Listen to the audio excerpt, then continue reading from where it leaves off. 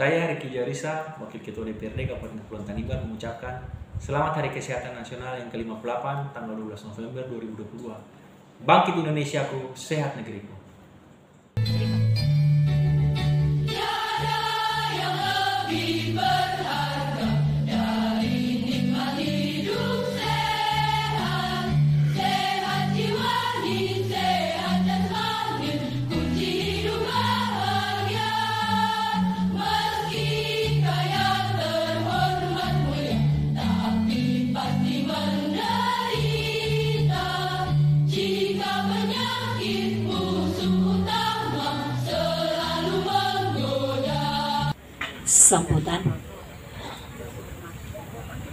Sambutan yang akan dibawakan oleh Kepala Dinas Kesehatan Kabupaten Kepulauan Tanimbar kepada Dr. Edwin Thomaswa, disilakan.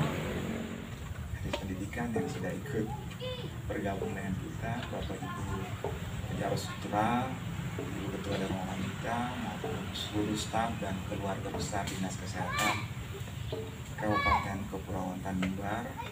Selamat siang dan shalom. Hari ini memang kita melakukan acara sederhana untuk memperingati hari ulang tahun dan walaupun dalam kesederhanaan diharapkan bahwa kita bisa memaknai hari kesehatan ini untuk mendorong kita menyelesaikan berbagai hal, tugas dan tanggung jawab kita di akhir tahun ini maupun dalam rangka tahun 2023 yang akan datang. Dan untuk melengkapinya, maka kita akan membacakan sambutan Menteri Kesehatan Republik Indonesia di Hari Kesehatan Nasional yang ke-58. Assalamualaikum warahmatullahi wabarakatuh. Salam sejahtera bagi kita semua. Om Swastiastu, Namo Buddhaya, salam kebajikan. Kita panjatkan kehadirat Tuhan Yang Maha Kuasa yang telah memberikan limpahan rahmat dan karunia-Nya kepada kita semua, sehingga kita masih diberikan kesehatan dan kesempatan untuk dapat memperingati Hari Kesehatan Nasional yang ke-58 pada tanggal 12 November tahun 2022. Hadirin yang saya hormati, HKN ke-58 tahun 2022 mengangkat tema Bangkit Indonesiaku, Sehat Negeriku. Tema ini dipilih untuk menggambarkan bangkitnya semangat dan optimisme seluruh lapisan masyarakat Indonesia yang secara bersama bahu-membahu dan bergotong royong dalam menghadapi situasi kesehatan di masa pandemi COVID-19, sehingga masyarakat Indonesia dapat kembali beraktivitas dan produktif agar Indonesia kembali bangkit dan kembali sehat. Tantangan yang kita hadapi sangat berat. Semua negara di seluruh dunia sedang menghadapi ujian. Krisis kesehatan akibat pandemi COVID-19 belum sepenuhnya pulih. Namun di tengah tantangan yang berat, kita patut bersyukur Indonesia termasuk negara yang mampu menghadapi krisis global ini. Indonesia termasuk negara yang berhasil mengendalikan pandemi COVID-19, termasuk 5 besar negara dengan vaksinasi terbanyak di dunia, dengan total 442 juta dosis vaksin telah disuntikan sampai dengan Oktober 2022. Meskipun begitu, kita tidak boleh lengah. Sejak bulan Oktober, kita telah mendeteksi adanya kenaikan kembali kasus COVID-19. Data kematian menunjukkan 4 dari 5 pasien meninggal belum divaksinasi booster. Proporsi pasien yang meninggal akibat COVID-19 3 kali lebih banyak pada kelompok lansia dibandingkan dengan yang bukan lansia. Oleh karena itu, mari terus ingatkan masyarakat untuk melengkapi vaksinasi COVID-19 dengan booster. Dalam menghadapi pandemi COVID-19 yang melanda seluruh dunia, bangsa Indonesia telah membuktikan dirinya sebagai bangsa yang tangguh. Masyarakat dusun dan kampung saling melindungi dan saling berbagi. Ulama, tokoh agama, dan tokoh adat aktif mendampingi masyarakat, masih saling bersinergi. Lembaga-lembaga negara juga mendukung pemerintah dalam menghadapi ketidakpastian ini. Karakter bangsa Indonesia sebagai pejuang saling peduli, bergotong royong merupakan modal utama kita agar bisa segera mengatasi pandemi. Hadirin sekalian, meski dihadapkan pada prioritas penanganan COVID-19, pada saat yang sama, pemerintah juga terus melakukan upaya penanganan masalah kesehatan lainnya yang merupakan program prioritas nasional. seperti penurunan angka kematian ibu dan angka kematian bayi, menurunkan angka stunting pada balita, memperbaiki pengelolaan jaminan kesehatan nasional, serta meningkatkan kemandirian penggunaan produk farmasi dan alat kesehatan dalam negeri. Pandemi juga menjadi momentum bagi pemerintah untuk terus berbenah, melakukan transformasi pada sistem kesehatan di tanah air. Kemenkes saat ini sedang melakukan transformasi sistem kesehatan yang berfokus pada 6 pilar untuk mewujudkan masyarakat yang sehat, mandiri, produktif, dan berkeadilan, sekaligus sebagai bentuk kesiapan pemerintah dalam menghadapi masalah kesehatan di masa yang akan datang. Adapun fokus 6 pilar transformasi kesehatan adalah transformasi layanan primer, transformasi layanan rujukan, transformasi sistem ketahanan kesehatan, transformasi sistem pembiayaan kesehatan, transformasi SDM kesehatan, dan transformasi teknologi kesehatan. Pada pilar 1, Kemenkes terus berupaya mengintegrasikan dan merevitalisasi pelayanan kesehatan primer, termasuk standar jaringan, standar layanan, serta digitalisasi sistem pelaporan. Selamat datang Bapak S3 Jamara baru. Fasilitas pelayanan kesehatan swasta. Transformasi pelayanan kesehatan primer harus mendapat perhatian khusus serta investasi kesehatan yang besar dengan fokus pada upaya promotif dan preventif. Salah satu prioritasnya yaitu melalui penguatan sekitar 1,5 juta kader dan 300.000 posyandu yang menjadi ujung tombak pemberian layanan kesehatan. Di sisi lain, kita perlu terus membangun gerakan-gerakan masyarakat untuk mendorong perubahan perilaku masyarakat. Dukungan dan peran serta pemerintah daerah beserta seluruh elemen masyarakat dibutuhkan untuk mewujudkan pelayanan kesehatan dasar yang mudah diakses oleh seluruh masyarakat. Pada pilar 2, transformasi layanan rujukan bertujuan untuk mendekatkan akses layanan kesehatan kepada masyarakat. Kementerian Kesehatan mengembangkan jejaring layanan rujukan untuk penanganan penyakit katastrofik yang menjadi penyebab kematian tinggi dan beban pembiayaan besar, antara lain stroke, kanker, ginjal, serta kesehatan ibu dan anak. Pada pilar ini kita memperkuat sisi supply melalui peningkatan kapasitas, infrastruktur, dan kompetensi sumber daya manusia dalam pelayanan kesehatan, sehingga layanan rujukan tersedia dan dapat diakses di 34 provinsi dan 514 kabupaten kota. Pada pilar ketiga, transformasi sistem ketahanan kesehatan, percepatan ketahanan farmasi dan alat kesehatan terus dilakukan agar produk obat, vaksin, dan alat kesehatan dapat diproduksi dari hulu ke hilir dan dimanfaatkan di dalam negeri. Saat ini, Kementerian Kesehatan berkomitmen 17,52 triliun rupiah untuk belanja produk dalam negeri dan telah melakukan realisasi sejumlah 9,1 triliun atau 51,9% dari nilai komitmen. Di samping ketersediaan produk, farmasi, dan alat kesehatan, pemerintah juga mendorong kesiapsiagaan menghadapi krisis kesehatan melalui tenaga cadangan kesehatan. Partisipasi tenaga kesehatan dan non-kesehatan sewaktu-waktu dapat diaktifkan ketika terjadi krisis. Akan dilakukan pendataan tenaga cadangan dan pelatihan untuk dapat melengkapi keterampilan yang diperlukan saat terjadi krisis. Koordinasi dan mobilisasi tenaga cadangan di skala kabupaten kota, provinsi maupun nasional juga harus dapat dilakukan dengan cepat dan tepat.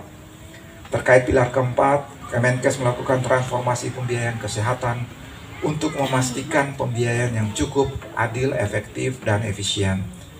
Pertama, mempercepat produksi National Health Account atau NH untuk kebijakan pembiayaan kesehatan yang lebih berbasis bukti. Kedua, menjaga kualitas layanan Jaminan Kesehatan Nasional atau JKN melalui review tahunan tarif JKN.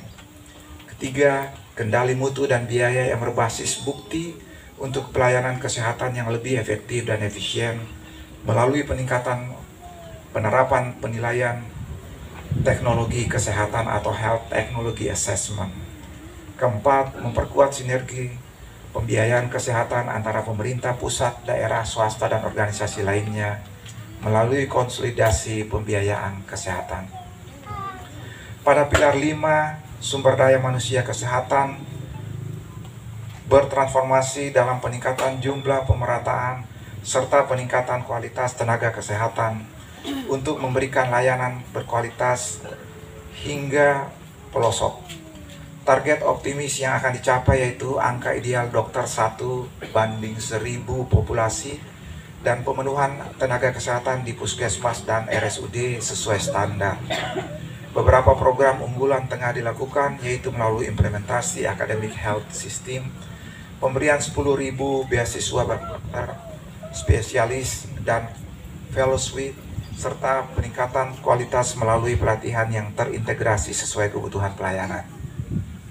Pada pilar 6, teknologi kesehatan di Indonesia terus bertransformasi menuju sistem kesehatan yang tangguh dan terintegrasi. Salah satunya dengan melakukan integrasi data rekam medis pasien di Pasienkes ke dalam satu platform Indonesia Health Service yang diberi nama Satu Sehat. Selain itu juga dilakukan inovasi bioteknologi, yakni Biomedical Genome Based Science Initiative atau yang disingkat dengan BGSI untuk menerapkan pengobatan yang lebih personal dan presisi. Kementerian Kesehatan memulai dengan melakukan 10.000 sequencing DNA berbasis penyakit kanker, stroke, genetik, diabetes, wellness, dan beauty. Indonesia membangun bank data dari Indonesia yang akan terintegrasi dengan data medisnya. Implementasi ke-6 pilar tersebut diharapkan bisa mentransformasi sistem kesehatan Indonesia dan juga dunia, yakni sistem kesehatan yang tangguh terhadap krisis kesehatan termasuk pandemi. Hadirin dan peserta upacara yang saya hormati, bersyukur dan bangga saya juga ingin menyampaikan pencapaian prestasi G20 Indonesia di bidang kesehatan.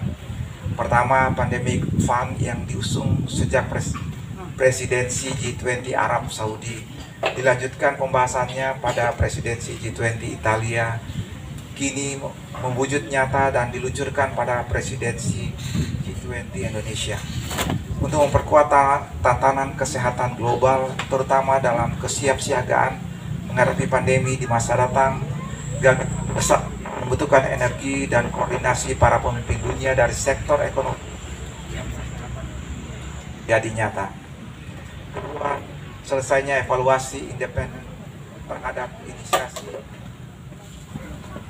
ACT Accelerator untuk memastikan akses negara-negara sumber daya kesehatan dalam menanggulangi pandemi di masa depan.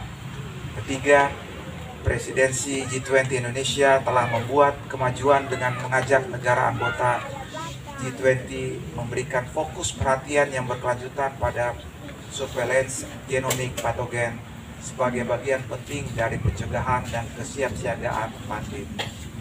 Keempat, presidensi G20 Indonesia juga berhasil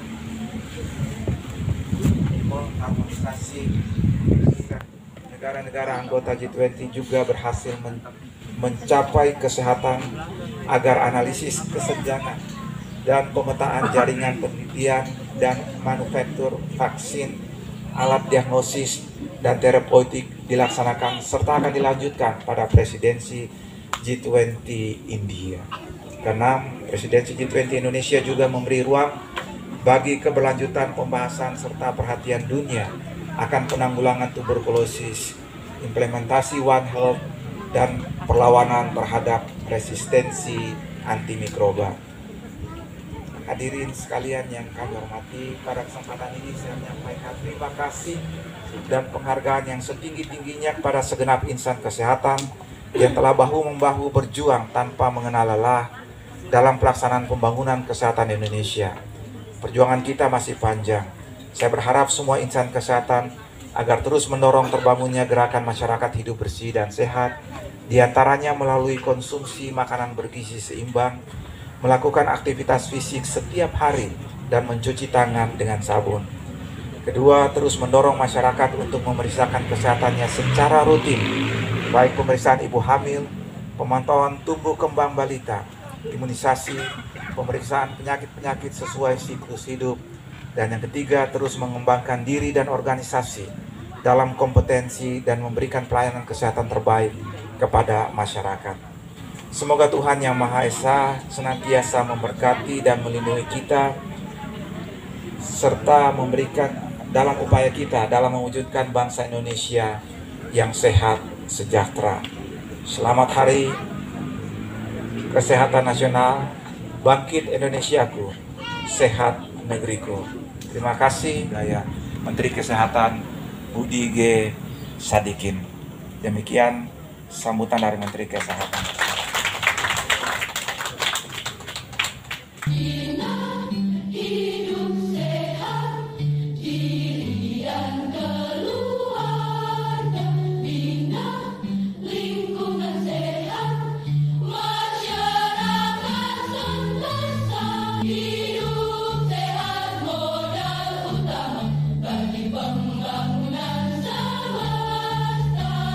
Sehat sejahtera mahal.